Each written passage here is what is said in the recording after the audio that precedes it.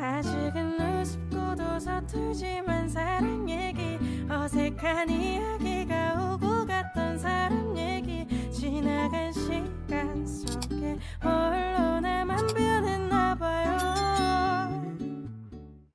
Assalamualaikum, hai semuanya, apa kabar? Semoga selalu sehat serta bahagia selalu. Jumpa kembali di YouTube channelku Dwi Hazel Host. Nah, di video kali ini aku mau sharing untuk belanja mingguanku kali ini dan bagaimana cara penyimpanan serta penataannya. Ditonton terus ya sampai selesai, terima kasih. Biasanya sebelum ke pasar, aku menyusun meal plan seperti ini secara komputerisasi. Jadi menu apa saja yang akan dimasak 1-2 minggu ke depan. Setelah itu aku cross check dengan stok yang ada di dapur dan di kulkas, barang-barang apa saja yang habis atau tidak ada yang perlu untuk dibeli.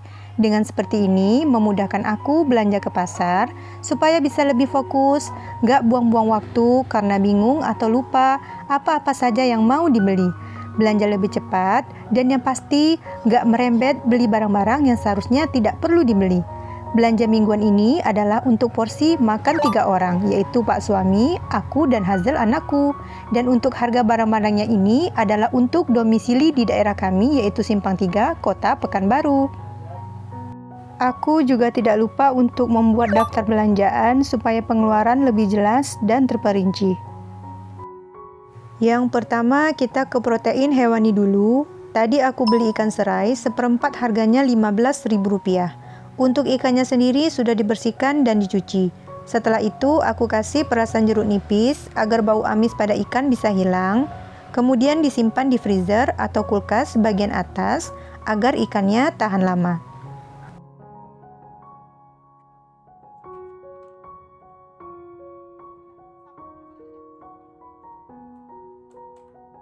Ikan lele setengah kilo Rp10.000.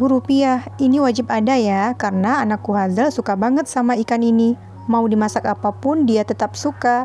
Untuk penyimpanannya sama ya dengan ikan serai. Ikan nila aku beli cuma Rp20.000. Ikannya ini nila keramba ya, jadi nggak bau tanah seperti ikan kolam. Rencananya untuk ikan ini mau dibakar karena ikannya kebetulan juga besar-besar. Untuk penyimpanannya tetap sama seperti ikan sebelumnya. Daging sapi seperempat Rp33.000, gak aku cuci, langsung aja dimasukkan ke food container, alasannya biar bakteri yang ada pada daging tidak menyebar ke permukaan yang lain. Telur ayam di daerah aku belinya per butir, bisa juga per papan, jadi aku cuma beli sedikit aja, yaitu 10 butir, harganya Rp14.000, untuk penyimpanannya aku simpan di tempat telur berbahan plastik. Ikan teri setengah ons lebih harganya Rp10.000.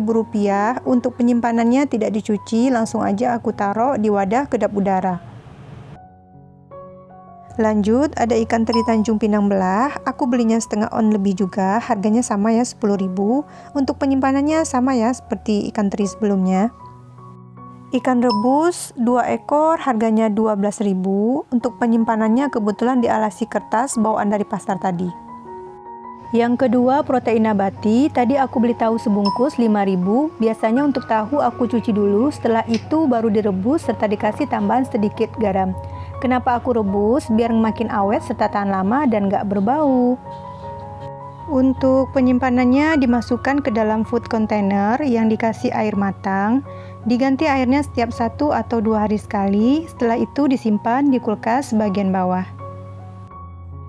Ada jagung, aku belinya Rp5.000. Jagungnya mudah banget, sebelum disimpan aku potong-potong dulu biar ketika masak lebih gampang aja. Untuk penyimpanannya langsung aja ya ditaruh di dalam food container yang dialesi tisu atau kertas tanpa dicuci. Terus ada kentang 1 kilo harganya Rp10.000. Kentangnya besar-besar dan bagus-bagus ya. Untuk penyimpanannya biasanya aku taruh di tampi dari bahan rotan yang dialasi tisu. Kebetulan aku adanya tisu, bisa juga teman-teman alasi dengan kertas.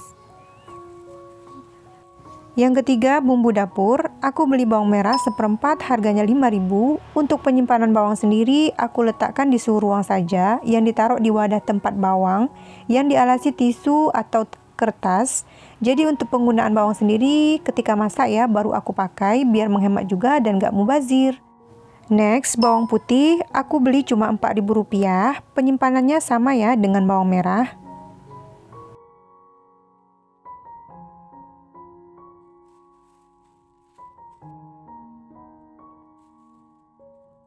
Cabai merah seperempat harganya Rp9.000. Cara penyimpanannya, jadi biasanya aku pilih mana tahu ada cabai busuk yang nyelip. Aku pisahkan, nggak ikut disimpan karena bisa mempengaruhi pembusukan cabai segar yang lainnya. Kemudian dipetik bagian tangkainya, karena biasanya lebih cepat busuk itu bagian tangkainya.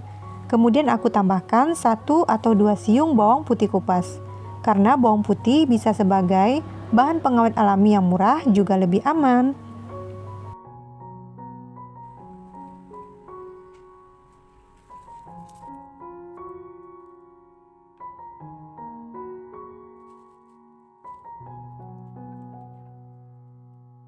Cabai setan atau cabai rawit besar harganya Rp5.000. Ini tuh penambah selera, apalagi dibuat sambal ulek paling mantep ya.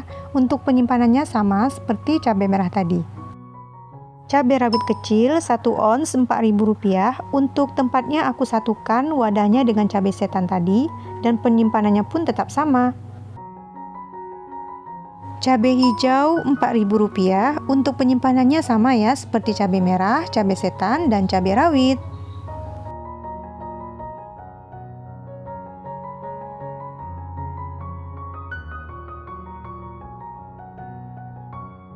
Untuk cabai hijau wadahnya aku ganti ya, karena wadah sebelumnya itu pecah untuk bagian bawahnya. Jahe, lengkuas, dan kunyit aku belinya cuma Rp2.000. Untuk penyimpanannya aku taruh di wadah rotan yang dialasi tisu. Insya Allah ini tahan lama dan gak cepat busuk.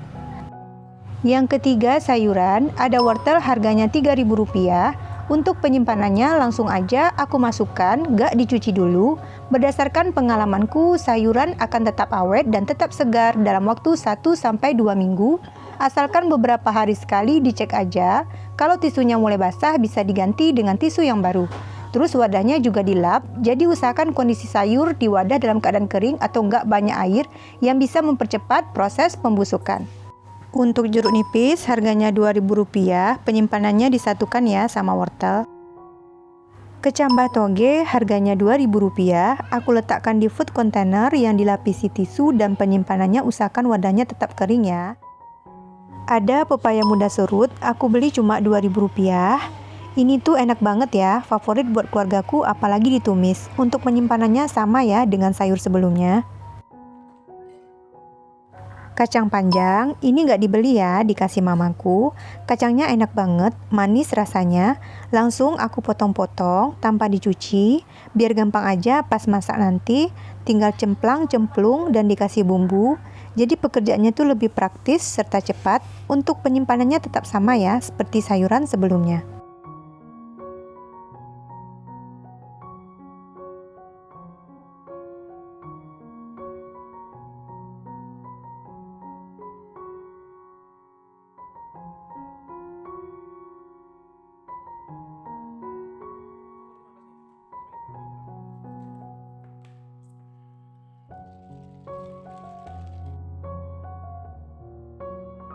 Next, buncis, belinya cuma Rp3.000. Untuk buncis, penyimpanannya nggak aku cuci ya, langsung aja dimasukkan ke food container yang dialasi tisu. Ada timun juga, sepaket dengan kacang panjang, dikasih mamaku. Penyimpanan aku satukan dalam satu wadah biar lebih menghemat tempat, setelah itu dimasukkan ke dalam kulkas bagian bawah. Sawi putih harganya Rp2.000. Ini tuh salah satu sayuran favorit aku dan anakku. Untuk penyimpanannya aku babarepin aja karena masaknya masih lama. Jadi kapan mau dimasak baru aku eksekusi. Tomat Rp3.000. Ini kesukaanku ya teman-teman, apalagi di jus nikmat banget. Kalau udah oyong-oyong atau pusing biasanya langsung aja aku jus tomatnya. Lanjut, ada daun bawang campur seledri harganya Rp2.000. Biasanya untuk daun bawang aku cuci dulu, terus aku keringkan. Setelah betul-betul kering, baru dipotong-potong. Untuk memotongnya aku buat 2 bagian. Biasanya untuk yang potongan besar aku gunakan untuk buat sop, sayur bening, mie, dan soto. Disimpan di kotak penyimpanan bawang yang pernah aku Shopee haul ya di video aku yang sebelumnya. Di dalam kotak penyimpanannya pun terdapat sekat gitu ya yang bisa dibongkar pasang.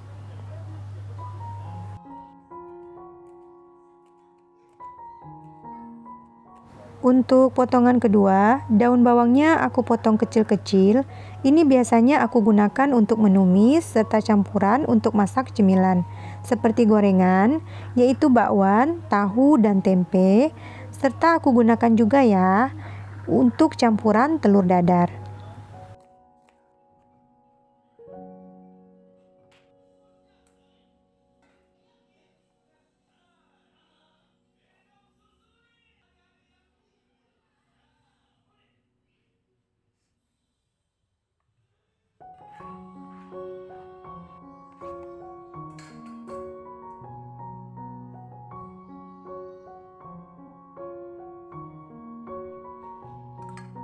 Daun seledrinya sama ya, sesudah dicuci serta kering, langsung aja dipotong kecil-kecil, gunanya untuk campuran sayur sop dan sayur bening. Untuk penyimpanan daun bawang dan seledri, aku simpan di freezer. Kemudian ditunggu antara 30 menit sampai 1 jam, biar agak beku dulu, kemudian dikeluarkan sebentar, sambil diguncang-guncang biar nggak menggumpal, terus dimasukkan kembali ke dalam kulkas bagian atas. Ini tuh bisa tahan sebulan bahkan lebih.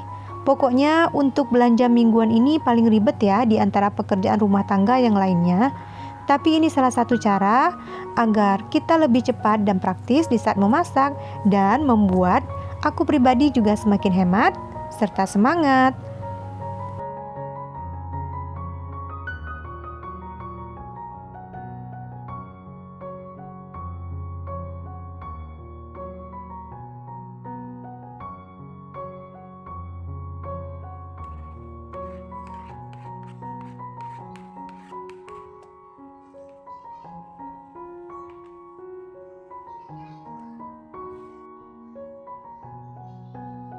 Ini dia ya teman-teman untuk hasil belanja mingguanku kali ini setelah dibersihkan dan food preparation. Ini tuh untuk persiapan masakan 1-2 minggu dengan meal plan yang telah dibuat.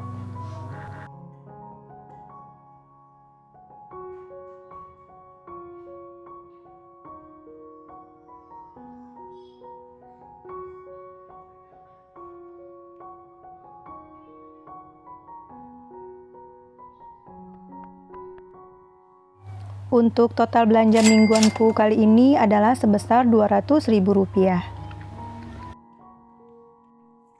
Sekarang aku lanjutkan untuk penataannya. Untuk protein hewani yaitu ikan serai, ikan lele, ikan nila dan daging, serta daun bawang dan seledri, aku simpan di freezer atau kulkas bagian atas. Terus disusun ya seperti biasa biar semuanya terlihat lebih rapi dan tersusun.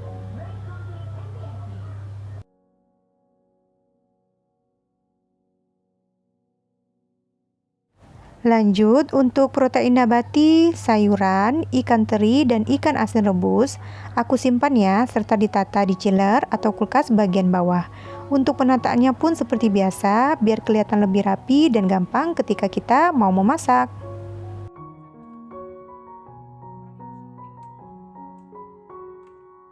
Alhamdulillah, sekarang kulkasku semuanya sudah terisi full. Yang dari awalnya kosong karena udah pada habis stok semuanya. Sekarang ketika mau masak, tinggal gampang langsung diambil dan dicuci sesuai dengan meal plan yang telah dibuat. Begini ya teman-teman, sebenarnya manfaat food preparation yang dilakukan sebenarnya selain untuk lebih menghemat dalam pengeluaran anggaran rumah tangga, serta bisa lebih memudahkan kita sebagai ibu rumah tangga dalam memasak. Memang sih menurut aku setiap kebutuhan dan cara masing-masing orang untuk menentukan hal yang terbaik dalam setiap rumah tangga itu berbeda ya, nggak akan bakalan sama. Kalau aku pribadi tim yang memang suka untuk food preparation daripada setiap memasak harus pergi ke warung dulu. Kalau teman-teman tim yang mana? Sharing ya di kolom komentar aku. Untuk bawang merah dan bawang putih, penataannya aku letakkan di pojokan dapur. Jahe, lengkuas, dan kunyit, penataannya itu diletakkan di bawah storek, dan kemiri dimasukkan ke dalam storek bumbu. Sekian dulu ya video dari aku, semoga bisa bermanfaat. Assalamualaikum.